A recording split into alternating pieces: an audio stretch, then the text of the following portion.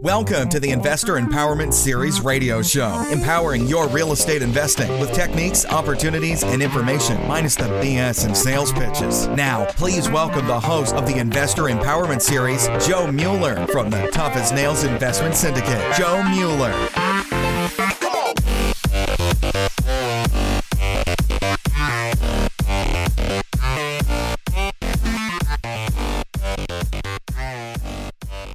All right, today's podcast, which is episode number 34 of the Investor Empowerment Series radio show, is going to be about deal structuring. We're going to talk about two particular situations, we'll call it. One is a deal that I've recently finished, and I kind of wanted to review the numbers with you guys on. And then another one's an opportunity, actually, that is available to the listening crowd. It's kind of a unique deal. We'll be right back after a word from our sponsors. So I just want to take a quick minute to identify one of the new partnerships that we've recently developed in the last month or so, and that's with a company called Lending Home. Lending Home offers 12-month fix and flip type loans with rates as low as 7.5%. I personally went through their lending process in order to vet them out before I would offer it to you guys, and I was thoroughly impressed.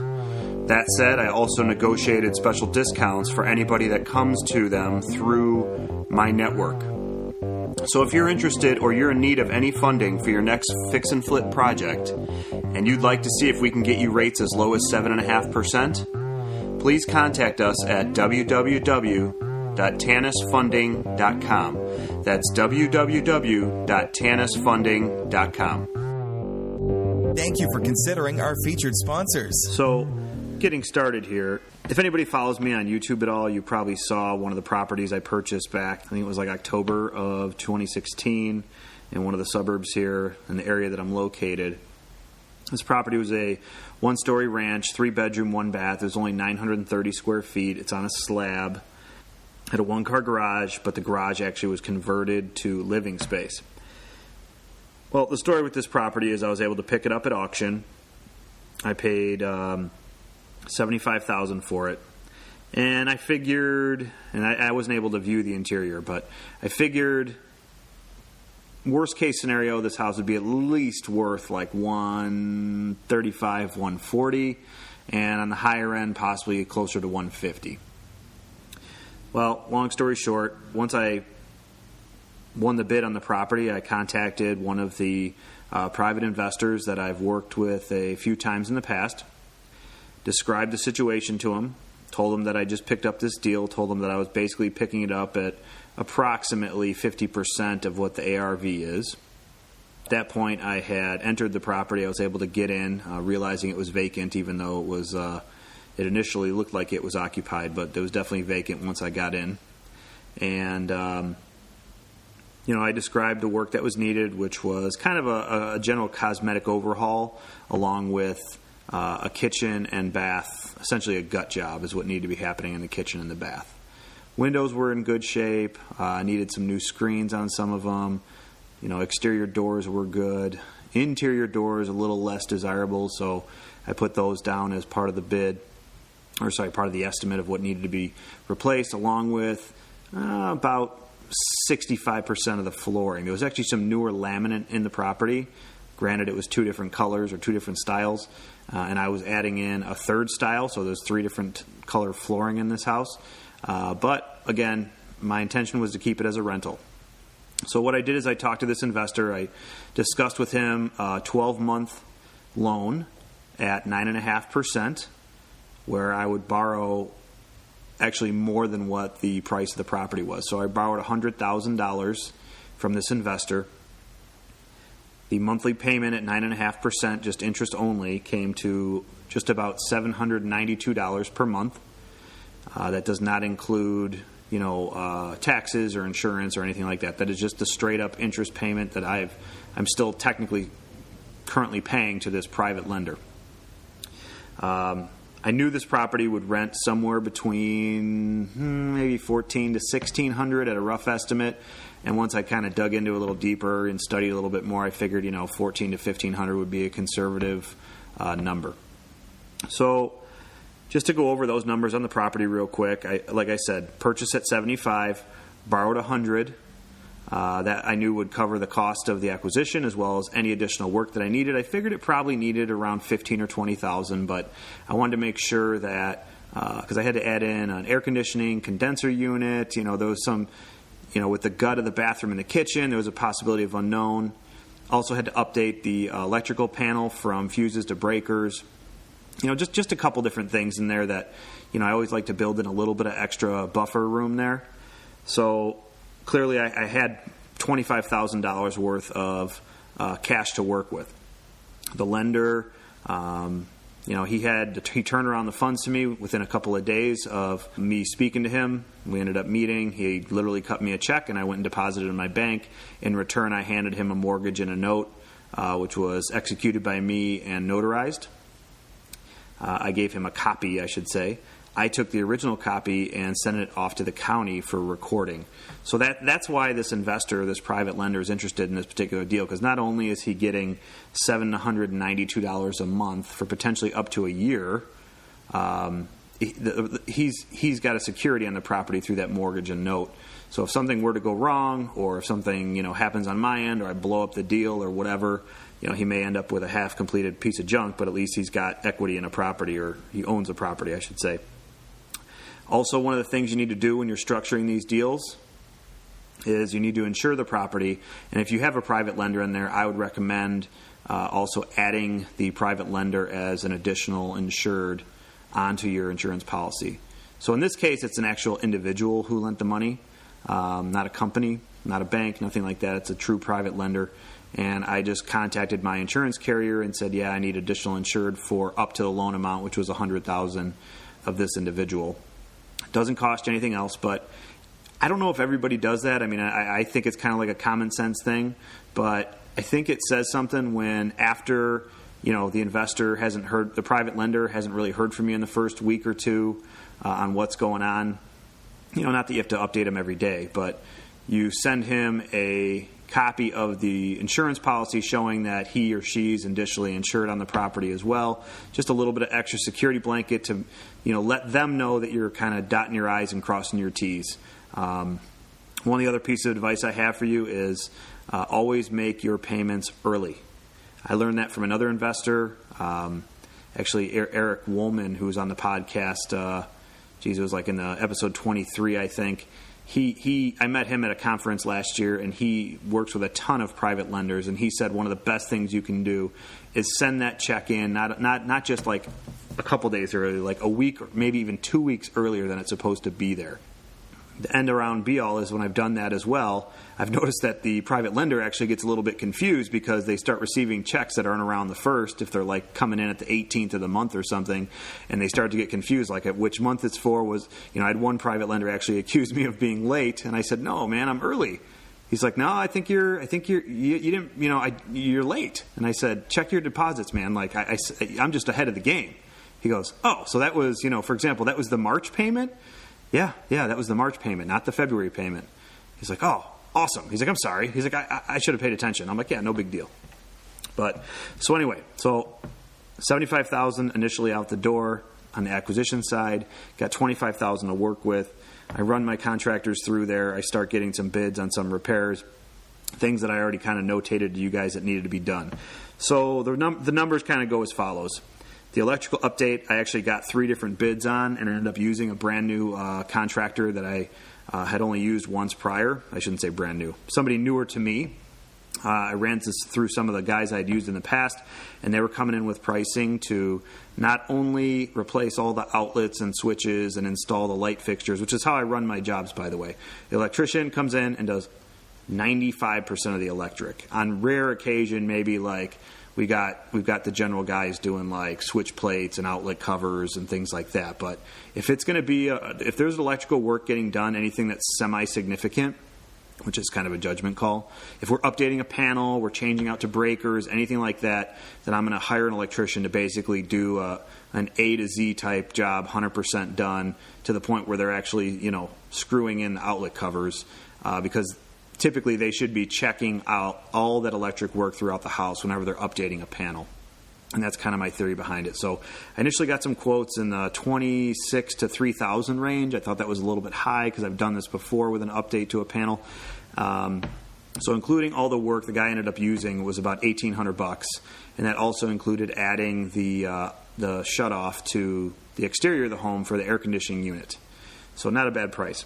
Paint, general labor, which is installing, carpentry and paint, we'll call it, kind of lumped together, was about $6,000, actually $5,500. So the guys are priming, they're installing all the base, the shoe, casing, they're installing the actual doors. So I replaced all the doors and all the closet doors inside this property. And in this particular case, they also had a flooring guy that came in and did the flooring as part of their bid. So they installed flooring in about, like I said, about 65% of the house or so. That bid just for labor was $5,500, but we're going to call it $6,000 for the sake of discussion. Cost me about $1,800 in cabinets, brand new. Some miscellaneous supplies, including the electrical stuff I bought, which is outlets and the plates and the switches. What else did I pay for? Cabinet knobs, Durarock for the bath and the kitchen, tile for the bathroom. We put in a brand new tub, surround, vanity, sink, faucets throughout the house, light fixtures. My total material bid, I'm rounding up a little bit, was we're going to call it $3,500. Actually, the out the door price I think that I walked out of the store with was about $3,000, but I'm sure I ran back and forth a few times and added a few things, and I'm not adding receipts in here today. So we'll call it $3,500 materials. I already mentioned the $1,800 in cabinets. To get an AC unit installed, as well as I needed to get some furnace work done. We needed to repipe the vent to the furnace. And have a water heater installed. Kind of had to do some general HVAC work. It's about $1,500 with the brand new air conditioning unit. Did about $2,000 in plumbing, and that's mainly the labor. I don't pay for the copper. I don't pay for the PVC drains, but any larger components like the tub or the sinks and the faucets, I pay for all those. And that's part of that $3,500 bid. So just the plumbing alone, I think, was around, I think it was like $1,650. But again, I'm going to call it $2,000 for the sake of discussion. The granite itself was installed with a backsplash, caulked, perfect, everything ready to go, was $850. And that was actually a great price. It was a smaller kitchen, but I found a new granite guy through one of my other contacts, and this guy's amazing. So adding that all up, it comes to $17,850 in repairs, labor, and material. So again, for the sake of discussion, we'll just call it $18,000 in repairs to that property. And I'm basically looking at, and you can go on my YouTube channel, just search for Joe Mueller or Tanis Group, which is my company. You can see that basically everything's been touched, and that also included completely repainting the exterior of the home, as well as landscaping the exterior, removing some bushes, adding some mulch. Now, when I bought the property, obviously it's in October. The ground froze shortly thereafter. Turns out, as of today, which is the middle of February here, the landscaping still isn't done. We just had a break and had a warm spell here in Chicago. It's actually about 60 degrees right now, and it's beautiful outside, and I'm sitting here doing this podcast, but that's okay. We're going to get that landscaper out there next week and have him wrap it up. So, $18,000 in repairs plus the $75,000 purchase price. So we're looking at, about $93,000? I've got about $7,000 left over of the original loan that was given to me. Obviously, the house is insured, and there's some expenses that go along the way, utilities, things like that. I'm not going to count those in, but if you want to throw in an extra $1,000 or $2,000, that's fine. End all be all is I owe a private lender $100,000. So then we look at the next step. Part of the process I look at, even before I get to the acquisition side, is that number about rent, right? How are we going to rent this property out? What's it going to rent for? Typically, when I deal with rental properties, I do rehab them to somewhat of a close to flip quality, not completely. I'm not touching every surface per se, but I'm not making it brand new and doing fancy, crazy inlays. I mean, I do have a nice surround in this house, and it does have a glass tile inlay. But in this case, I just made it above what the comparable properties were looking like that were also for rent in the area. I knew that it would rent between $1,400 and $1,500 a month. So I currently actually just had a tenant apply at $1,450, which is what I listed it at last week. $1,450 a month for this property. So we're going to run the numbers at $1,450, assuming that goes through at that price, which is what I'm asking.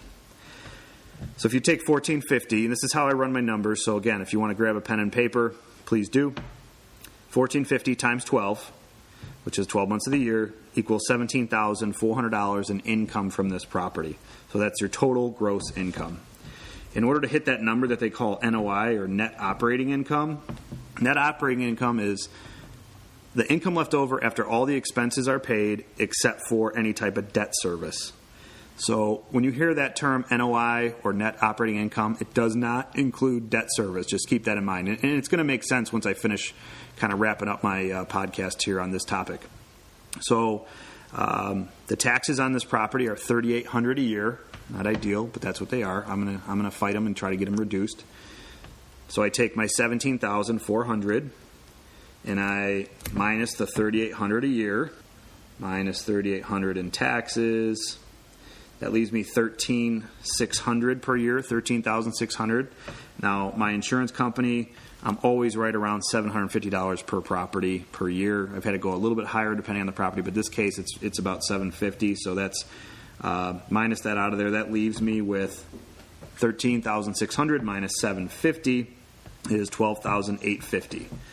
So that's my net operating income for the year. Not including, I'm not counting vacancy in here, because this is like an acquisition type deal. I'm turning it into something, for long-term numbers on a pro forma. If you want to run your numbers through the bigger pockets, rental calculator, whatever, you can tack on your maintenance and your repairs. And I know I'm not going to have any maintenance and repairs because everything's been redone on this property, but that's why I really don't use those numbers. Vacancy-wise, I'm not going to fudge over a month or two as I'm first getting this thing leased up, and of course I'm shooting for a longer-term lease. At minimum, a 1-year lease always, but typically I'm on average I'm leasing these properties on a 2 to 3 year lease, which is what my goal is a 2-year lease. And I've recently actually rented one out on a 4-year lease, which is awesome. So that said, we've got $12,850, which is my total gross income of $17,400 minus my $3,800 in tax per year minus $750 per year in insurance gives me my $12,850. That broken down monthly is $1,070 per month, approximately. So that's what I'm left with to pay my debt service. So I ran a couple options here. Typically at this point in my investing career, I'm only dealing with commercial lenders. So I'm dealing with 20 to 25-year amortizations on 5-year balloons, and the rates are roughly in the mid-5s for me right now. I know I could probably shop that and get it down into the 4s, the high 4s, but we're about to see an uptick in the rates again. So I'm gonna go with 5.5% for my purpose of calculation. But bear in mind, we've got $100,000 that needs to go back to the original private lender. So clearly the magic number is I want to at least be able to refinance this property and get a loan on it for that $100,000. So that leaves me zero in on the deal. So you're, typically what you would call a zero down, zero in deal. This is that exact situation. So I ran my numbers at $100,000 at 5.5%. on a 25-year amortized loan, which is also going to be a 5-year balloon. But just for the sake of discussion, we're talking about payments here, not about amortization. Instead of your typical 30, like most people get when they call their average or local mortgage broker, this is on a 25-year loan, we'll call it, though it's due in 5. And we can talk about how that works after I finish up these calculations. But so the total debt service per month on that loan then will be $614 per month, which leaves me rented at $1,450, leaves me a total of $456 in monthly cash flow. When I run my numbers, I try to do these things at a $500 per month number, and a lot of people ask me, like, how do you hit $500 per month? How do you hit $500 per month? Like, I can't seem to do it. Obviously, in this case, for me to be zero in on this deal, I'm only going to be $456 per month net cash flow to me after all expenses are paid. That's pretty damn close. I'll take that. right? I'm sure everybody here would. Ideally, if I wanted to try to get to $500 a month, I'd have to do only a $90,000 loan, which under the same percentage rate and amortization schedule gives me $518 cash flow per month. But which is only a difference of what is that, like $50-$70. But in this case, I'd have to leave $10,000 in the deal, which I've done in the past, depending on how the deals are structured, to make it work, or my level of comfort, the level of equity I want in certain properties. I mean, it's kind of a decision that I make based on the property itself and the location of the property and my long-term plan on how long I want to keep the property. In this particular case, I'm going to go with the 100% cash out, get my $100,000 back to that lender. I have zero in on the deal, and minus some monthly expenses for the amount of time it took to get this property rented. So we're on month number 4 right now since the acquisition, rehab, and now we should have a tenant in there by March 1st. This is the middle of February, so we're talking about 4 months or so. So I'm going to be out of pocket about $3,000 in interest payments and expenses that I've paid to that private lender. And even so, I mean, again, it doesn't bother me. I'm going to give him his $100 back. I've got a nice solid loan on the property at this point. I'm cash flowing $456 per month. So I use a mortgage calculator on my phone in order to determine those numbers. I use an amortization schedule that is on that mortgage calculator to kind of determine if I want to do a 15-year note or a 20-year note or a 25-year note. I would recommend there's one on there called Easy Calculator that I have on my iPhone. And it does everything I need it to do. You can even plug in the taxes and insurance. It'll break down all those numbers for you. It's nothing fancy. It's just a simple calculator, and it shows you what your monthly payment's going to be, what your original loan balance is, and what the total payment is with interest if you were to maintain that loan for the entire life of the loan. So that said, that's the most recent project I just finished up. That's kind of how I structured it, what my thought process was.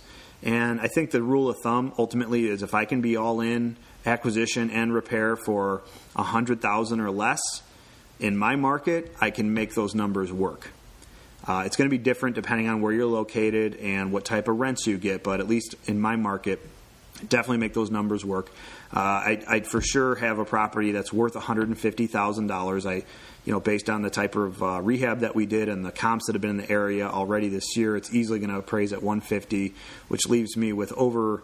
I've got equity in the deal at that point because on a 75% loan to value, I think is right around 100 if it was worth $140,000. So I've got a little bit more equity than that. So I'm leaving $50,000 of equity in the property. I'm not cashing out anything above and beyond what my loan balance was.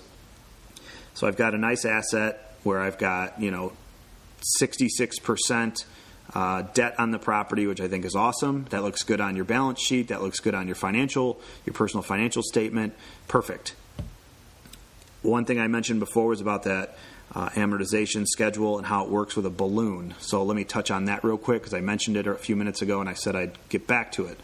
So when you're doing commercial lending, you will have a few commercial banks that will allow maybe a 15 or 20-year loan, but they don't get into the 30-year, fixed rate type stuff.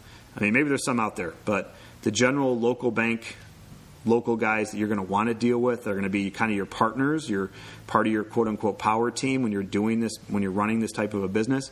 The guys you go to repetitively and are happy to be your bank, or they're glad to have you as a client. They're not going to want to do a 30-year loan. If they do, please let me know. I'm more than happy to correct this, but that's what I see, at least in my market. So what's going to happen is it's amortized over 25 years, which means that the payment schedule looks as if in 25 years it's going to be paid off, 100%. What happens, though, is this is going to be on a 5-year balloon. And that doesn't mean that it's going to be paid off in 5 years. What it means is the balance of the note is due after 5 years. Typically, what that means for an investor is it's an opportunity to either cash out and refinance that property and maybe pull out a little bit more money, or just refinance it and actually just keep paying down that balance. Now, that said, The local banks that I work with actually have kind of unwritten rules that as long as your payments are made on time, they're not late, you don't miss any payments, that they're more than happy to keep what they call a rollover. So they'll just roll it over into another 5-year without having to redo all the paperwork and actually refinance, which is why I like working with local banks, because a lot of this stuff is like handshake type stuff. Granted, after the crash, a lot of things change, but these guys are in it for the small businessman. They're, like I said, those local banks are key to being a part of your business on the rental side, at least. So that's how the 5-year balloon works. After 5 years, or in the 5th year, the actual note is due in full. If you're working with the right type of bank, you should be able to roll that over or refinance it. I mean, if you need to cash out or you have an opportunity to cash out because of an appreciation and equity play, that's up to you at that point. Potentially, I could even cash out this deal right now and try to bump up a little bit more money out of it. My opinion is I'm okay with leaving my $100,000 into this property and making $456 a month. So that's how I structured this particular deal, and that's how I look at it when I'm analyzing these types of deals before I even make the acquisition. Now, one of the things that I wanted to bring up again is when you're working with private lenders. I know I touched on it in podcast number 33. Which is Run Your Business Like a Business. I wanted to talk a little bit more about that because I already got some feedback on it, and it just was released a couple days ago. Again, go to networking meetings, talk to people, tell them what you're doing, bring examples, maybe one-page examples that you're not going to be like leaving a stack on the center of the table in the center of the room, but you're going to have available should somebody have a little bit more interest in what you're doing. The irony of that is, even just at that meeting, I met a guy. He came up to me. He asked for a business card. We chit-chatted for a few minutes. He didn't make any mention about how much money he had in the bank whatsoever. It was just a casual conversation. He's still looking for more properties. He's looking to work with some brokers and some wholesalers to find some. So that's kind of how that conversation was going. Well, it turns out after speaking to this guy that he actually is interested in being a private lender, and he's got enough money in the bank to substantiate, buying a house or two, which I think is great. So a relationship was born. Awesome. I wouldn't have known that without talking to him, without following up, without meeting with him and asking him that, just having casual conversation. Also, just make sure you tell people what you do and what you've done. I wouldn't BS anybody. I would be 100% honest, and when you first get started and you're looking to deal with private lenders, maybe joint venturing is the only option you're going to have. Make sure you've got something, make sure it's solid, and if you have a deal that's under contract and you're under the gun for timing, every night of the first week you get that contract signed, you should be at networking groups broadcasting this deal as an opportunity for somebody to joint venture with you, because that joint venture partner could end up turning into a private lender or another joint venture, and you don't want to waste any time. You want to get your money lined up as soon as possible in order to close those deals. Also, get creative when you're analyzing some of this stuff.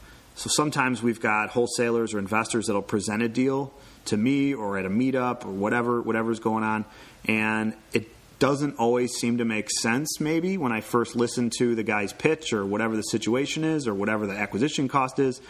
And after, again, maybe diving in a little bit deeper and talking to that investor, you figure out that maybe there's another option. Maybe it turns into a joint venture. Maybe it turns into something that can be done on owner financing or some type of seller finance or a lease option. I mean, there's so many opportunities out there to get creative. Don't exclude those. When you're presented with an opportunity, ask questions. Can we do this? What does the owner think about? Did the owner tell you that they need the money right now, or can they sit on the property for a while? Would they be happy with tax deferred monthly payments or tax deferred big chunk of money, or would it be better to have monthly payments? I mean, that's how those conversations start with dealing with seller financing, owner finance deals, things like that. I've even heard of investors that actually partner with the owners of properties that are motivated sellers. And that's kind of a unique thing as well. I've never personally done that, but I thought, why not? I'm sure there's a way you can secure the amount of time and effort you've put into a property. And what I mean is if you have somebody who is a motivated seller for whatever reason and they need to dump a property, maybe it's an investor. I mean, that's a prime example. I brought up again on my last podcast about, there are investors out there that need to exit out of deals, and maybe you're the solution. So if there's equity in a property, let's say there's a loan balance of $100,000 on a $200,000 property, but the property needs work, Well, maybe you can come in there and, partner with the actual owner, who could be a non-real estate investor or an investor. And, as long as you secure yourself and make sure you can get an ownership interest, maybe you bring the money to the table to rehab that property, and then you guys sell it together. And, some percentage of that equity or that profit goes to the owner and the rest goes to you. I mean, don't exclude those types of creative opportunities when you're talking to people. I would say always when you're looking at deals as well, when you're trying to structure something that I like to do is I put everything on paper. I'm not talking like, this big dissertation or synopsis of a property. I just literally hand write down some general information, what the acquisition price looks like, what the rent could be, what the potential ARV could be, and start running my numbers backwards that way. What could my cash flow be? And it's literally like a one piece of paper notebook type thing, and it helps me make the decision on whether or not I'm interested in that property. And you could even discuss that with that person, whoever wants to sell you. If it's a wholesaler, if it's a motivated seller, if it's a general investor, whoever it is, you can say, well, here's what I'm seeing. If I fix this up and I put $20,000 into it and then I rent it out for $1,500 a month, I'm only going to make $200 a month. That doesn't really work for me. How can we work this deal a little bit differently? There's opportunities to do that stuff, and having it in writing, at least so you can have your thoughts collected on a piece of paper, I think is important. And I'm going to give you an example of that as well. Like, don't overdo it when you're talking about putting something on paper. I've met with investors in the past that are interested in either joint venturing or maybe looking for some lending, and I say, yeah, well, tell me about the deal or whatever, and then we end up getting together, grab a cup of coffee, and they hand me a 50-page printed packet of every aspect of every piece of information, like what date that the brick was, forged in the kiln or whatever. Like, I don't need to know that stuff. I need the general basics. One sheet of paper, maybe two, a picture, or maybe a couple pictures would be nice. So think about it. Think about the investor. Think about the person's time. Because what's going to happen when you hand somebody a 50-page packet, which this is real life stuff, by the way. I'm not making this up. This is actual stuff that I've seen and have dealt with. It's one thing if it's a 85-unit apartment building, comprised of 2 bedrooms, 3 bedrooms, and 1 bedrooms, and market trends and stores in the area that are helping drive these tenants or jobs and businesses that are exceeding or excelling in the area, that are creating growth in our job market. I mean, okay, 50 pages for that kind of makes sense to me.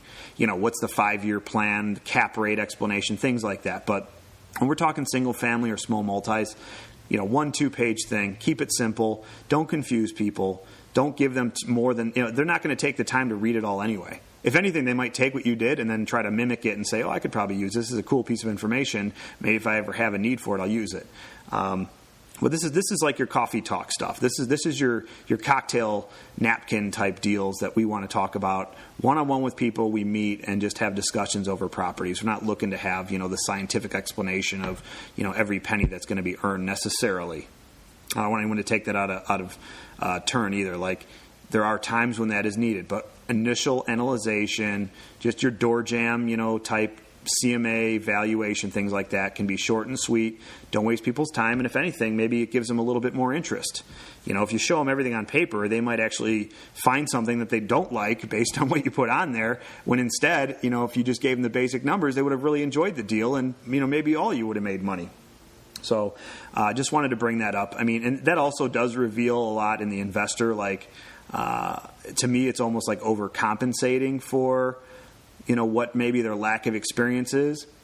I had a situation once where a guy presented a deal to me, met him for lunch. He hands me like a 45-page packet about a property in the area. I'm interested. I'm like, okay, this might make sense. And then as we go through the whole thing, I'm looking at, oh, well, wait, your broker's getting this, and wait, you're going to use this broker to sell the property? Obviously, being a broker, I can sell it, I can save some cash, and the rate was at 6.5% for the commission, which is high. I mean, as I dove into the numbers, I became less interested, and in the end, he didn't even have the property under contract. He didn't have anything. He selected a property that was going up for auction, and he was under the assumption that he was going to be paying a certain price. Now, on the front end, I would have never known the difference if he wouldn't have told me all those details, but the fact that he did basically made me turn and walk from the deal, which I still think was the best situation. My point is, not that you're trying to deceive anybody, but perhaps in those types of situations, You keep it simple, stupid, and you create a relationship where even if it doesn't work on that deal, it might work on the next deal. Maybe you've got that guy lined up for the next opportunity that comes up. But, that told me right away this guy didn't know what he was doing. I'm like, well, you don't even have this is an auction property. You don't have it under contract. You don't know what the final auction is going to be. So why are you putting a price of $65,000 on this thing? It could be $80,000. It could be $90,000. The property had a huge spread in it. It was worth like $200,000. I'm like, dude, we can't even talk about this. And you drafted this, 45-page thesis for me. I'm like, I appreciate it, but let's dumb it down a little bit here because we could have saved us both a lot of time and energy. All right. So, second part of this podcast is going to talk about a little bit more on that creative side of when you analyze a deal, what those opportunities are. So this is an actual real live wholesale deal, we'll call it, that's out there right now. Dan Clarton and I have put the deal together. We structured it. After discussing it further, we have a couple different options that we've actually come up with, and I'm going to present it to you just to show you how potentially it could be creative. So this deal is in one of the suburbs around us, Round Lake, Illinois. It's kind of unique. The seller has owned the property for quite some time and actually refinanced it about 10 years ago or so on a 30-year note and did a whole bunch of work on the property to kind of bring it to the level she was comfortable living in. And from my understanding, it still does need some fine-tuning. So we're going to build in a couple $1,000s. We'll call it $5,000 for the sake of discussion. My understanding is it's probably going to be less than that. And then if a do-it-yourselfer or handyman type guy got in there, it would be significant savings as a result. But this property has a loan balance on it of $80,000, and it's worth about $80,000 or $90,000. It's a no equity deal. The kicker on it is during this last 10-year period, the owner of the property actually stopped making some payments. They ended up initiating whatever foreclosure or loss mitigation proceedings, and she ended up doing a restructuring on it, and now there's an additional $40,000 balance owed on the back end. Kind of unique, right? That happens sometimes when people go into foreclosure, and then they actually start like a short sale packet, or they go to loss mitigation and they start renegotiating with the bank. And what that balance on the back end is called essentially is a forbearance agreement. If you've ever heard that term before, that's when the bank will kind of, instead of taking the money now that is owed for the property, let's say you're $10, $20, or apparently in this case $40,000 behind. However that happened with this woman, who knows? But they'll actually wait until the loan balance is due in order to ask for that balance back, if that makes any sense. So forbearance agreement, Google it. If you have any questions, hit me an email, joe@tannisgroupllc.com. But so essentially, now I've given you some numbers here. It's an $80,000 house. It has an $80,000 loan balance plus a $40,000 kicker on the back end. So technically, not only is it zero equity, it's actually negative equity. There's $40,000 owed plus the $80,000. That's a $120,000 balance owed back to the bank in order to own this property free and clear. And when we initially got involved in this deal, we were thinking like, how can we make this work? Can we make it work? We've got a motivated seller. She wants to move out of the house. She's getting older. She needs to go into some type of, not like a nursing home, but some type of a retirement type community where she's got some assistance. She doesn't want to live there anymore. She's not keeping up on the house like she should. Thus the need for some minor repairs. The house itself isn't a real winner. It's a 2-bedroom, 1-bath, though it's got some space to it. It's like, 900 to 1,000 square feet. It's in decent shape. And we're thinking like, what can we do with this? There's zero equity. It's negative equity, right? So even after there's 20 years left on the loan at $80,000 that's still owed, plus the $40,000 kicker that's going to come on the back end. So you've got 20 years of payments. You're going to pay off that $80,000, but then you still have a $40,000 balance. So initially we're like, okay, well, hypothetically at that point, 20 years from now, that property could be worth, who knows what, 120, 150, 200,000, the way this freaking real estate market goes. But let's take that out of it. What would it be unheard of to actually, can we make money on a monthly basis on this, or can we pass that along to another investor to make money? How do we do that? So this property will rent for like $950 a month. The mortgage payment, the taxes and insurance are all part of the loan. So that number comes to right about $600 a month. So PITI, $600 a month, and the rent would be $950. So that's all expenses in, not including vacancy or repairs. Then you got to assume over 20 years there's going to be some repairs. You might have to put a roof on it at some point. You're going to have to replace a water heater. Maybe the furnace will crap out, plus your regular turnover with tenants. We're still thinking, okay, well, for rough numbers, we'll call it $300 a month in positive cash flow. Though you're very little equity gain, but you would after 20 years you'd have $80,000 in equity. I mean, let's take let's call this like a vending machine or an ATM machine. Would you turn down $300 a month for a machine that you never technically would own? At some point, you're going to have to give back to the owner.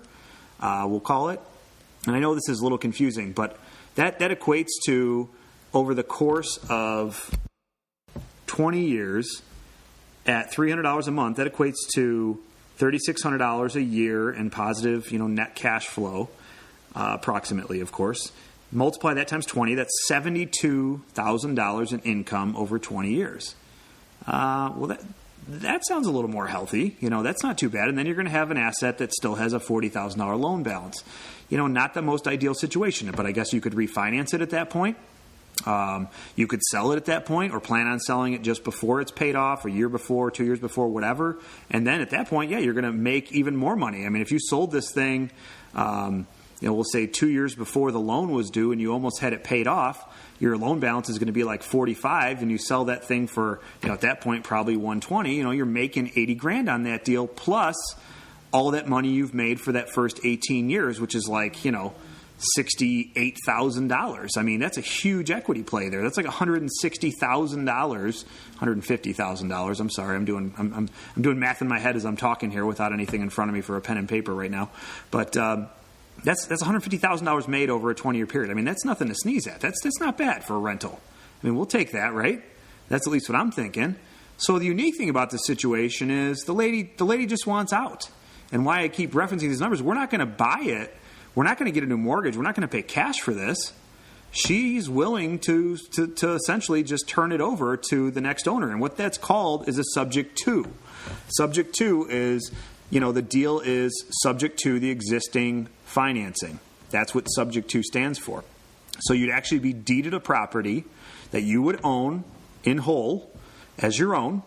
Now you're the owner, and it's subject to the existing financing.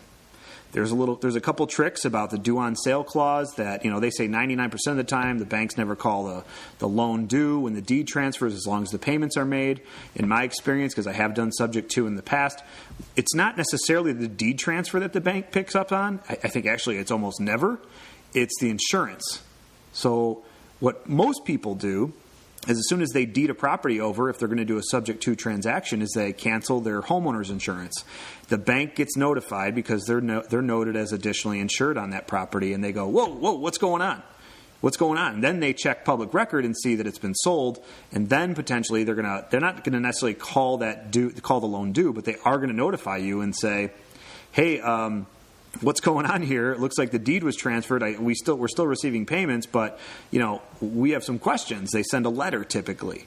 This is real life experience talking. So one thing you can do, and especially in this situation, is you can have the homeowner, make that insurance transfer to your name.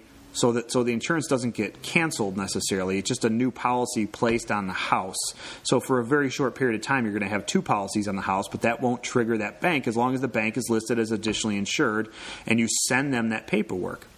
And when I say that, there's a little bit more to this, but you get the authorization to speak to the bank on behalf of the borrower. They would have to sign that. It does not have to be notarized, but it's basically signing off, the homeowner signing a document saying that Joe Mueller, for example, can speak to the bank on their behalf. You can then communicate, send documents, receive documents. You can ask for payoffs, everything you need to do. You can issue a new insurance policy, notify the bank that it's now insured by ABC Insurance Company, and that way when the homeowner actually stops their payment on the insurance, then they're not triggered like something's going on. They're just going to see that it's a new policy. So that's one way to do the subject to deal. In this particular case, though, it's a PITI payment. So the insurance is actually built into the mortgage payment, right? So there's going to be no trigger. There's going to be no trigger to the due on sale. They're not going to be notified insurance is canceled because you're going to continue to make the payments, right, of the $600 a month. What my suggestion would be in this particular case, and again, this is us just kind of ballparking it, getting creative, is have the owner deed the property to not to you or your company, but actually to a land trust. Have the owner deed it to a land trust, and then you'll be the beneficial interest on that property, and that makes you the owner of that property. And whatever company you're using for your land trust, which technically you don't even need a company, but let's call it Chicago Title for the sake of discussion. Chicago Title Land Trust has the land trust on it now. That's who shows up on the deed. The bank sees that as an estate planning purpose, and effectively, I mean, you're still doing things all the right way. There's nothing illegal to do. There's no illegalities in a subject to transaction. Please correct me if you know otherwise, though. I'm happy to hear it. That said, all right, so we're back to this deal. Like, we've got the land trust. We're going to have the owner deed it to the land trust, so therefore we're the beneficial interest of the land trust, or whoever this end buyer is going to end up being. And, you own the property.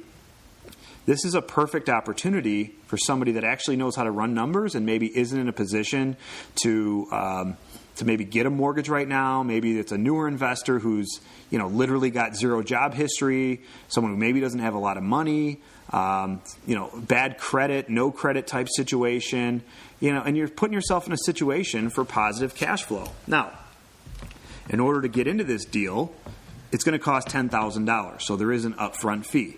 That includes the moving expenses to get the owner out of the house and a payment to the owner to satisfy the needs that they have in order to actually, we'll call it, quote unquote, sell the property, right?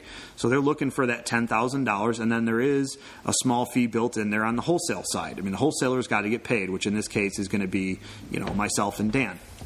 So we'll call that, for the sake of discussion, we'll call it $3,000. The homeowner's getting $7,000. And that's going to include the moving costs, and then she wants some money for herself, which is $5,000 to $6,000, depending on how the moving costs, how much it actually costs her. But this woman is getting older, and she's basically planning on having the moving company do all the work, coming in, boxing it up, putting it on the truck, the whole package. So it does get a little pricey to do that, and she's got to do this like now. And this is a real life opportunity. And what I wanted to talk about is on a cash on cash return for this type of an investment. If you've got your initial $10,000 into the deal, right? It's nothing to sneeze at, but it's not a huge amount of money. And maybe, for somebody who's listening, who's 18 years old, for example, who can scrounge together $10,000 between yourself and a couple buddies, and maybe pay them back over time or whatever. This could potentially work, but you're going to be generating $3,600 a year in positive cash flow. You're going to be $10,000 in on the down payment. That doesn't include, or the purchase and payment, we'll call it. That doesn't include any of the work that's needed, which right now is basically cleaning, some painting, a little bit of maintenance, updating, stuff like that. We're guesstimating it's $5,000, but it could be less if someone's going to do the work themselves. Well, if you're going to invest $10,000 in this and you're going to receive $3,600 per year, your initial first year cash-on-cash return is a 36% return on your investment. That's incredible. It sounds like a hairy deal, but this is actually a really great opportunity. If it costs you, another $5,000 in order to get this property cleaned up and painted and all that stuff, and you have to invest $15,000 into this, first year cash on cash return 24%. You can't beat that. You can't get that in the stock market. You can't get that in most investments. I don't even know what you can get it in besides this type of a deal or real estate. And you own a property subject to the existing mortgage. So potentially a 24 to 36% return on your investment. It's an incredible opportunity. I think it's a great deal. As a matter of fact, we're discussing whether or not we're just going to keep it for ourselves at this point, because I don't think people really understand how this is really a good opportunity. So we've got a couple people that are interested. We really haven't marketed it yet, but maybe it's something that we throw into a self-directed IRA. This is a perfect example of how somebody has a self-directed IRA, which I know we just covered on podcast number, 32, with Mike Todd from IRA Innovations. Talks all about self-direction of IRA. One of the things he mentioned with a Roth or with either IRA is when you're coming to the end of a year or you come into the new year and you want to start a Roth, you can invest up to that $5,500 initially for that previous year. So 2016, you start the Roth before April 15th of 2017, you put in your $5,500. And then now that April 15th is here, and he said you can actually do it before April 15th, you can make your investment for your 2017 Roth contribution of $5,500. So now you've got back-to-back $5,500 payments. Now you've got $11,000 in the deal. I mean, a lot of people probably steer away from the self-directed Roth and thinking they're going to be able to buy real estate with it because who can buy a house for $10,000? Well, guess what? You can. And it's going to be putting an extra $300 a month into your Roth IRA tax-free. When you sell this property, it's going to be all tax-free income, whether you do it after the 20 years or whatever you do with this property, whatever the exit strategy is. By the time this 20-year period is over, you're going to have collected $72,000 in income. Again, approximating. And then you have a $40,000 balance. And if you just sold this property at $80,000, which is what it's worth today, which we all know in 20 years it's going to be worth significantly more. But let's just say conservatively, you sold this property for $80,000, you've paid off the mortgage, and now you have this $40,000 you've paid off. That leaves you with another $40,000 you've made. So that's $112,000 made, all tax-free. And granted, we're not including, the maintenance or the repairs that could have happened over the course of the 20 years, which there's going to be some. So call it 50. Let's say you made 50 on it. After maintenance, you spent $22,000 on this property over the course of the 20 years. Let's just say. Granted, we don't know for sure. And then you sold it for $80,000, which is a very unrealistic number. That means you've got $90,000 that you've made on this property, all tax-free. And do the math on that investment. Do the numbers on that, over the course of that 20-year period. I know it's 20 years, but when I take $10,000 and I divide it by $90,000 to get my return, that's 111% return on investment. That's awesome. You can't beat that. I love it. If you're interested in that deal or hearing more about it, shoot me an email, joe@tanisgroupllc.com, joe@tanisgroupllc.com. Keep pounding the pavement. Keep finding properties. It's getting harder. Find some investments. Buy properties. Like Stephen Van Kallenberg says, buy assets. Love it. Bye. Thanks for listening to another episode of the Investor Empowerment Series radio show. Be sure to tune in next week for another empowering episode. We welcome your feedback, so please rate us on iTunes and Stitcher, and visit us at www.investorempowermentchicago.com or TanisGroupRealty.com.